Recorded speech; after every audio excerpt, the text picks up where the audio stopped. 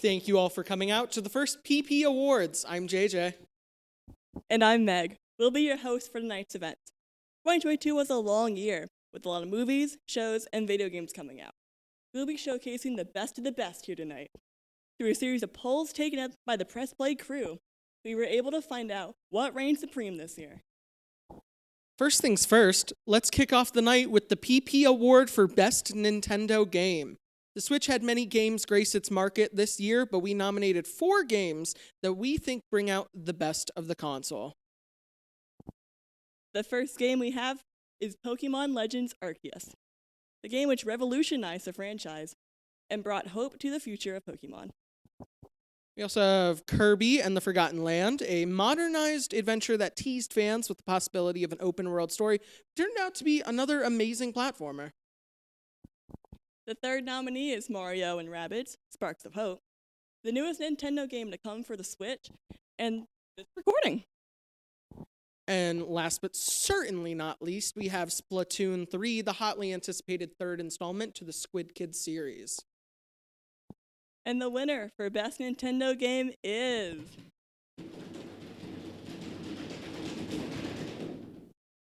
Splatoon 3! Congratulations to all you Inklings out there, and remember to stay fresh. The next PP award tonight is for Best Marvel Installment. This was a heavily debated category as nearly every nominee got at least 1 vote. Starting off the list is Miss Marvel, which introduced Pakistani culture to the MCU. Also nominated was She-Hulk, a controversial series based on the mean green attorney at law. We also have Moon Knight, showcasing the multiple personalities of a man wielding Egyptian powers. There were also some Marvel movies that came out this year, including Doctor Strange in the Multiverse of Madness. Thor Love and Thunder is our 5th nominee, facing Gore the God Butcher against 2 different Thors. And, of course, we have Morbius. Although not technically in the MCU, we couldn't admit it from this list. And the winner for Best Marvel Installment is... Doctor Strange and the Multiverse of Madness. Yay! Perhaps the most ambitious MCU project yet, and Sam Raimi pulled it off. Congratulations. Capping off this portion of the awards tonight is the Best New Season. We had a lot of great shows return this year, so it's honestly anyone's game. Starting off, we have Stranger Things 4. You guessed it, 4. The show that took over TikTok and made its way over a month for the last 2 episodes. We also have the return of HBO's Barry with Season 3, reminding us how much of a gem Bill Hader is. Over the summer, we had The Boys make an appearance with its 3rd season, which made us hate Homelander even more. And last on our list is the problematic and purple drama that is Euphoria. Once again, this show proved how scary high school can really be. And with all that being said, the winner for the Best New Season is... Stranger Things 4! We'll be running up that hill and waking up Chrissy in anticipation for the 5th final season. Next up, we have Donovan doing a segment, and then we'll be back with more awards. See you then. Hello, Press Play, and welcome to another brief overview. Today, we will be looking at Crash Bandicoot. All right, you guys ready? Let's do this. June 5th, 1994, MCA Executive Vice President Skip Paul established Universal Interactive Studios for developing and publishing video games and interactive software in response to a film industry trend of studios opening similar divisions. With this development, Universal Interactive was eager to acquire independent developers with the intention of eventually using them to create games and interactive movies based on Universal existing franchises. But things changed when Universal saw the newly created Way of the Warrior by the newly established Naughty Dog, who was run by Andy Gavin and Jason Ruan, decided to allow them to publish their game on their Universal for in exchange that they create a game for the Sony PlayStation. After signing a development agreement with Sony, Naughty Dog paid $3,500 for a PlayStation development unit and received the unit in September 1994. A development budget of $1.7 million was set for the game, and production began in October 1994. For the game's lead character, Naughty Dog wanted to be what Sega and Warner Bros. Did while designing the retrospective characters Sonic the Hedgehog and the Tasmanian Devil, and incorporated an animal that was cute, real, and no one really knew about. The team purchased a field guide on Tasmanian mammals and selected the Wombat, Potoroo, and Bandicoot as options. Gavin Rubin went with Willy the Wombat as a temporary name for the starring character of the game. They never intended the name to be final due to both the name sounding too dorky and to the existence of non-video game property of the same name. The name was also used by Hudson Soft for its Japanese exclusive Sega Saturn role-playing game Willy Wombat. While the character was effectively a Bandicoot, he was still referred to as Willy the Wombat, as a final name had not been formulated yet. The villain of the game was created while Gavin and Rubin were eating near Universal Interactive Studios. Gavin produced the idea of an evil genius villain with a big head who was all about his attitude and his minions. When deciding what type of game they wanted to make, they decided to do a platformer and decided that it will be a 3D game where the camera will be following the backside of the character as they go down linear corridors. Fun fact, this name's codename was the Sonic game since it followed the backside of an anthropomorphized animal, and the most popular one was Sonic the Hedgehog. Now, going back on track, while preparing for the game's demonstration at 1996 E3, the team decided to finally rename the title character Crash Bandicoot, a name credited to Kurosaki and David Baggett. The character's name was based on his species and the visceral reaction to his destruction of boxes. Crash Bandicoot was then released in North America on September 9th, 1996. In it, you played as Crash as you explored the Wumpa Islands as you're trying to save your girlfriend Tana from the evil Dr. Cortex, who is voiced by Mr. Krabs, aka Clancy Brown, for the 1% that doesn't know that. Anyway, the game was a humongous success, praised for its amazing gameplay, graphics, soundtrack, and so much more. Afterwards, Crash Bandicoot 2, Cortex Strikes Back, and Crash Bandicoot Warped were released for the PlayStation, which all added something new to the formula. With Crash 2, you can already tell that the graphics got a boost, but they made a lot of minor changes to make the game more fulfilling, like more collectibles, new moves, and tighter controls. In Crash 3, they added so many gameplay styles that it is the most varied game in the series so far. With the plot of Crash 3 traveling across time and space, the levels are also the most varied in the whole series so far. The games were a success even more than the original, and this made Crash Bandicoot for some time the mascot of the PlayStation. But things changed with the next entry. Since the contract of Naughty Dog expired, Crash had to be picked up by another company, and that company was Traveler's Tale, who were given 12 months to make a new game. The game was released under the name Crash Bandicoot: The Wrath of Cortex in 2001 for the PlayStation 2, 2002 for the Xbox and GameCube, and finally the Xbox Original in 2007. The game was met with extremely mixed reviews due to how unpolished and rushed the game seemed. Given this criticism, you would think Universal Studios would learn and slow it down, but nope. Not at all, because it happened again with the next game in the line of Crash Twinsanity. Traveler's Tale was still at the helm for this game, and it was published underneath Universal Studios and Sierra Games in 2004 for the PlayStation and Xbox.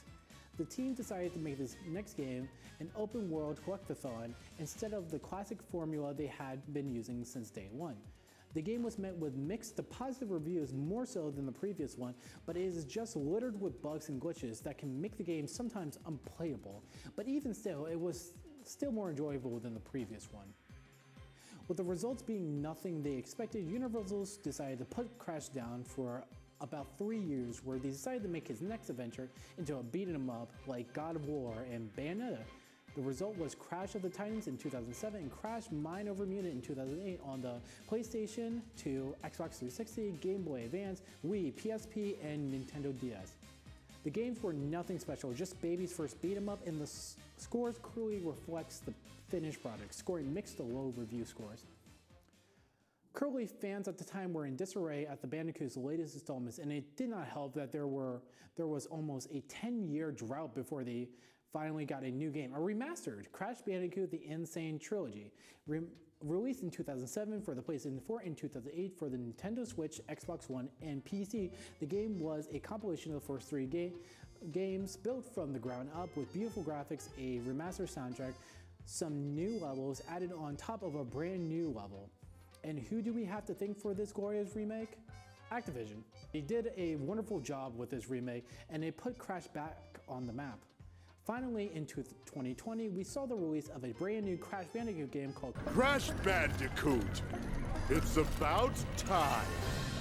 Released on modern platforms and developed by Toys for Bob with publication from Activision. Crash 4 saw the Bandicoot in all his glory in a brand new 3D platformer doing what he does best, running and jumping. The game was a smash hit from its multiple playable characters, amazing level concept, platforming music, and gimmicks being the 4 new masks that give you special abilities. The only problem with the game is trying to get everything, which if you are going for 100%, the time it will take you to do that is equal to a complete run on Persona 5 Royal, so good luck, I guess. Overall, the series has had its highs and lows, but it has recently bounced back onto the map with hopefully new games to come. I hope you guys enjoy this, and until next time, you guys take care and see you later. And we're back! What a great segment. But we've got more awards to get through. We've talked about Marvel installments and show installments, and now we're going to award the best new video game installment. A lot of games got sequels this year, and we nominated five for this award. First nominee is Splatoon 3, which took what made its predecessors great and maximized them in this game. We also have Overwatch 2. It's had its ups and downs, but it still deserves a spot on this list. Horizon Forbidden West might have been overshadowed by Elden Ring, but it is still an amazing game, which is why we gave it a nomination. The next nominee came out early in the year, and it gives people another reason to fear zombies. We are, of course, talking about Dying Light 2. Lastly, we have Xenoblade 3, the third game of the iconic JRPG franchise. And the winner for Best New Video Game Installment is Splatoon 3! Claiming another award, it is one of the best online multiplayer games to come out of 2022. Pulling away from the pattern of awards we set up for ourselves, we now have the award for Best Fight. The nominees are made up of powerful moments in shows or movies which took our breath away. We have the long-awaited rematch between Obi-Wan Kenobi and Darth Vader in the show, Obi-Wan Kenobi. We also have the monochromatic battle that was Gorr the God Butcher versus Thor in Thor: Love and Thunder. Once again from Marvel, we have Doctor Strange versus the Scarlet Witch in Doctor Strange in the Multiverse of Madness. Then we have the insane kaiju battle in Egypt that was Khonshu versus Amit in Moon Knight. And our final nominee for Best Fight was between Soldier Boy and Homelander and Butcher in the... And the winner for Best Fight is Obi-Wan Kenobi versus Darth Vader. Hopefully we can get another season so we may see them face off again. Now we're getting into the last 3 awards. The first of them being the award for Best New Series. We have a lot of great candidates. First of them being Obi-Wan Kenobi, which brought Ewan McGregor back to its original role. We also have The Rings of Power, the latest media to come from J.R.R. Tolkien since the Hobbit trilogy. Then we have Apple TV Plus's Severance, a psychological drama about questioning one's humanity. Also on the list is The House of the Dragon, which brought fans out of the woodwork to celebrate the return of the Game of Thrones world. Next is Moon Knight, the only Marvel show to touch this list. The penultimate nominee is the only show on this list made by Netflix with The Sandman.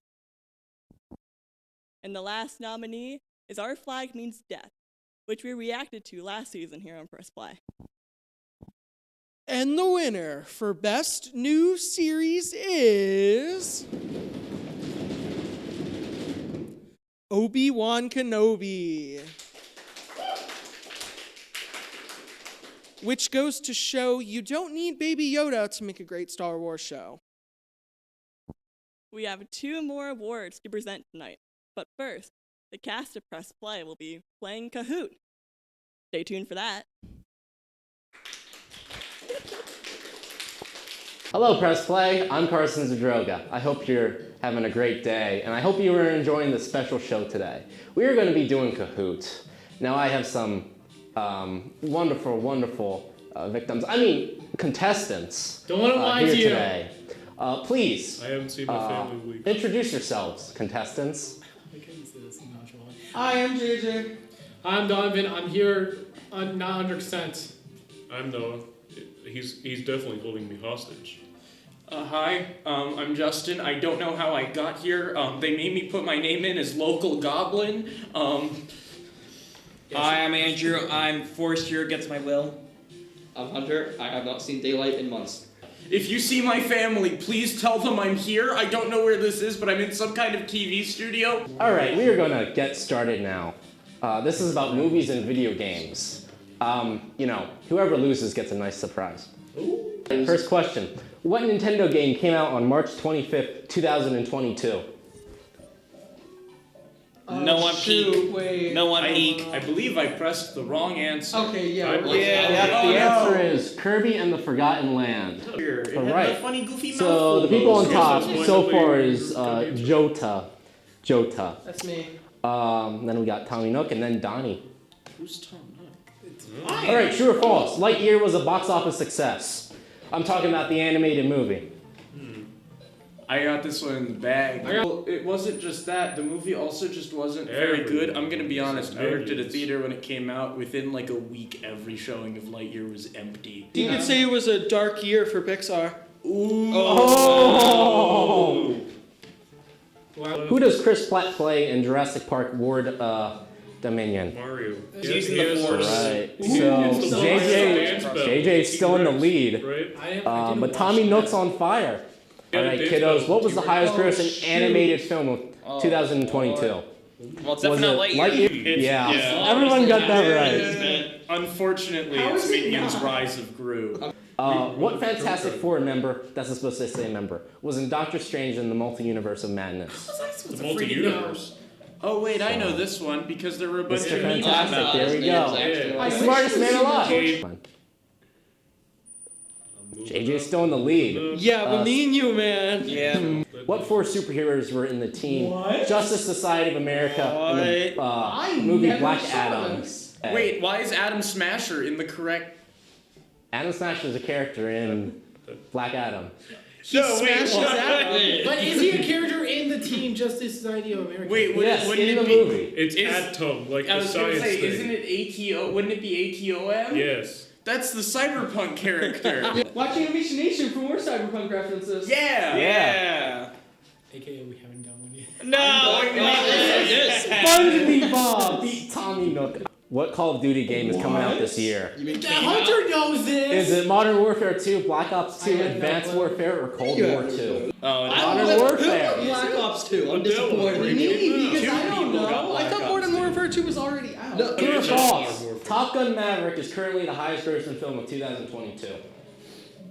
Is Yeah. that even a question? I got Is that. that really a question? That movie Highway. outlasted me at the movie theater. You should watch Top Gun. I'm back at second. Tom Nook, good job, my boy. What video game didn't come out this year? Easy question. All of them. Dying Light 2, Stay Human, Tiny Tina's Wonderlands, Bayonetta 3, or Halo Infinite? Oh, I feel like I got this wrong. Easy question. Yeah. Yes. Wow, this is, Yes. Wait a minute. this was one where I was wrong. kind of... I knew Bayonetta and Dying Light 2 came out this year, but I didn't know about Halo Infinite. Halo I Infinite has remember become playing so Halo good. Infinite in my dorm last year, and I was trying to figure out if that was the first semester or second semester. Did you get that right? Yeah. Tom Nook Number is ahead of one.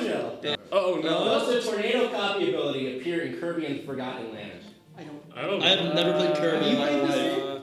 Andrew has. I have, I don't remember. Okay. And the answer is I do. true. Let's go. It's actually my favorite copy ability. That's No, why I need to care. see my family I'm again. sorry, You can't I'm sorry. keep doing this to me. I don't Could care. I say I'm what? having a good time here. I am too. I don't need to see him. What is the best IUP TV? Oh my show? gosh, it is so subjective. So, It's all of It's them. all. you know, That's wrong. It's Wisdom. at Press Play, we play fair. I think every single one. I'm not. Let's go! No! Yeah. SpongeBob and Boys dropped I'm staying faithful to my shows. What is the Rotten Tomatoes scores for Oh, Halloween? I feel like I Ends? looked at this. Like, don't. Is it 78, know. 15, 39, or 49? I saw this on Rotten Tomatoes, but I forget what the heck it was. I mean, I've heard nothing about it, so Ooh, Back in third. upset. Back in third. SpongeBob? I'm gonna take it SpongeBob. back. SpongeBob. I'm gonna take it back. Morbius is the greatest movie of all time. What is it? Well, you wanted to eliminate someone, so there you go. Donovan's not seeing his family again. No family for you. I don't have family, so it's Stay fine. here forever.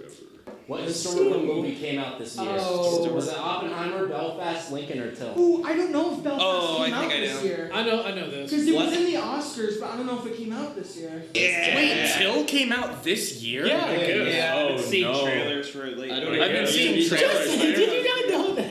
No, I was like, oh god, when it comes out, it's gonna emotionally destroy me. But apparently, I've missed it. The I didn't poster know and the it. trailers Yeah. were heartbreaking. And So how in the lead? Is Prey 2022 the highest rated movie in the Predator franchise according to the critics? what? It's all of them? Yeah. Oh, man. There's some websites that say it's better, there's some that don't. It depends where you look. And really, you should make your own decisions on if you like a movie or not. Have you watched Prey? No, I have not. I have no idea. Then why does your opinion matter, not the critic? Grammatical error. Your argument is invalid. Oh, Copy.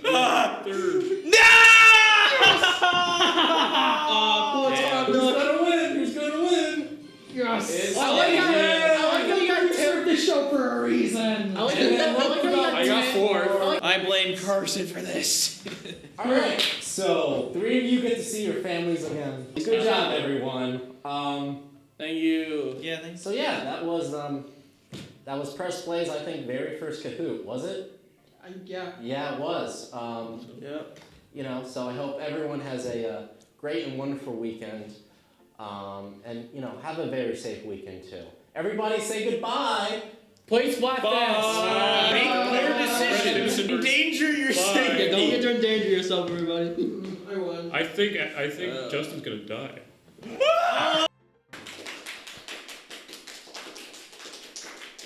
We are back once again for the last 2 PP Awards. This year gave us plenty of great movies, and we nominated 7 to win Movie of the Year.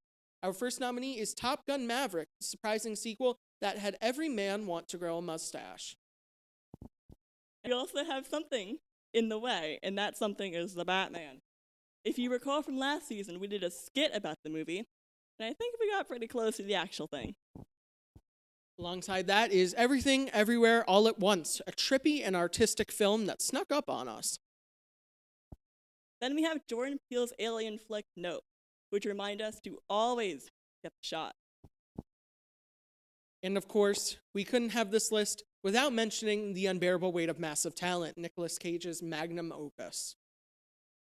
Second to last on this list of nominees is The Northman, based on a 13th century Norse tale that inspired Shakespeare's Hamlet.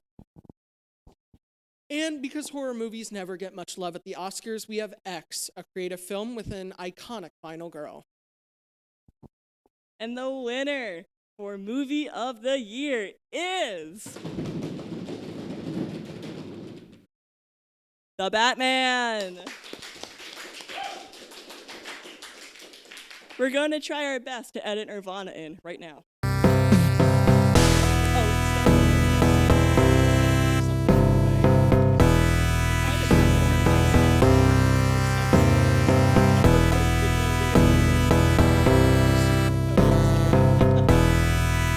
And finally, the moment you have all been waiting for, because the number of gamers far outweighs the number of movie nerds here, it's the video game of the year.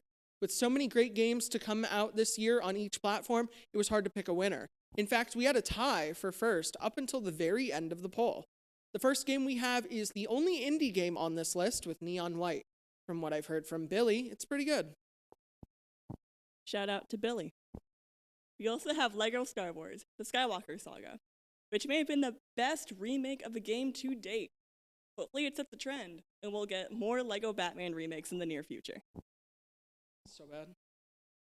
After that is Elden Ring, the beautiful Dark Souls-esque game that is so difficult that it's been known to make even the best gamers cry. Horizon Forbidden West didn't get the best launch because of Elden Ring, but it was still a fantastic game worth talking about. Then there's the threequel installment from Xenoblade that has given JRPG fans something to play before Octopath Traveler 2 comes out. And the last game on our list is Pokemon Legends Arceus, which some are saying is the best Pokemon game out there right now. I'm one of those people. But only one game can be the best, like no one ever was. So the award for Video Game of the Year goes to Elden Ring. This challenging open-world game has kept fans enthralled even now, and it is definitely in the running for the actual Game of the Year. But until then, I'm JJ. And I'm Meg. This has been the PP Awards. See you next week then.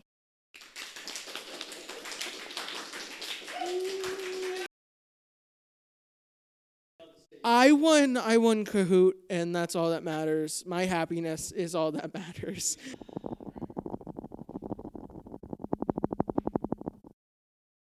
And I saw that firsthand, actually. Oh? After that movie came out, I think like 3 or 4 of my coworkers like shaved their faces to have a mustache. Oh, that's great. They were all disgusting. It was great. Oh.